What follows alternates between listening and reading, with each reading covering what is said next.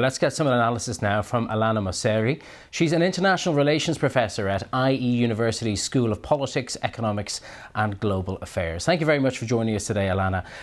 What happens now? Who could help Feijóo achieve his goal of forming a government?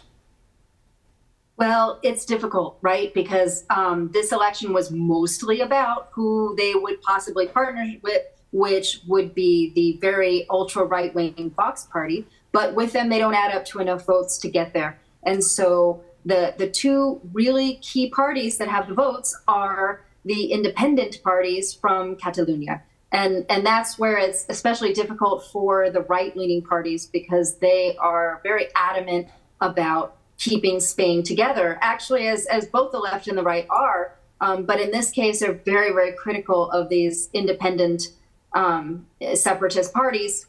And so it puts them in a really difficult position to actually form a government, whereas it puts the left, the Socialist Party and Sumar, which is the further to the left party, it puts them in a more interesting position because they have already partnered with these parties to some extent. They've partnered with, in Catalonia. So the two main parties there's Junts, which is the right of center party, that's the separatist party.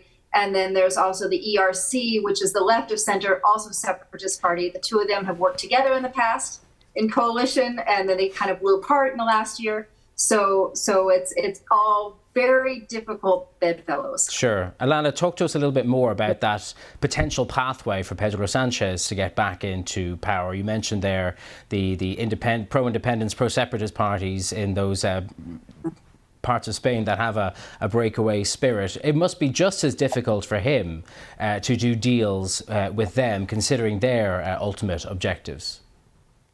Yeah, more difficult with Junts, that they've already made some comments that they don't want to partner with Sanchez. Sanchez has already worked with ERC and actually made a lot of headway because during his last few years in the prime minister's office, he's opened up a lot of dialogue with Catalonia, and that's really lowered tensions. And what's really interesting about this result is that even though the pro-separatist parties have lost votes, and it's probably the least amount of votes they've ever had, they're still in this king-making position to work with the national parties to actually get someone into the prime minister's office. And so it's perhaps the most interesting result that I can remember. I mean, it's been complicated since 2014, with now Spain becoming moving from being a two-party system to a multi-party system, like most parliamentary systems should be. But in this case, it's really interesting because once again, as over the years, these parties from the regional areas, so particularly Catalonia and the Basque Country, have often been king-making parties in the Spanish Parliament, and now they're back in the driver's seat. Okay. And it's going to be interesting to see. Feijóo has his first shot, and he says he gets to try to make a government, but he has no interest in partnering with either of those two parties, and so we'll see what happens. But Indeed. It's going to be. I think either way, it's going to be a long process. It sure will. Alana Mosseri, we'll see what the horse trading brings. Thank you for joining us today from IE University.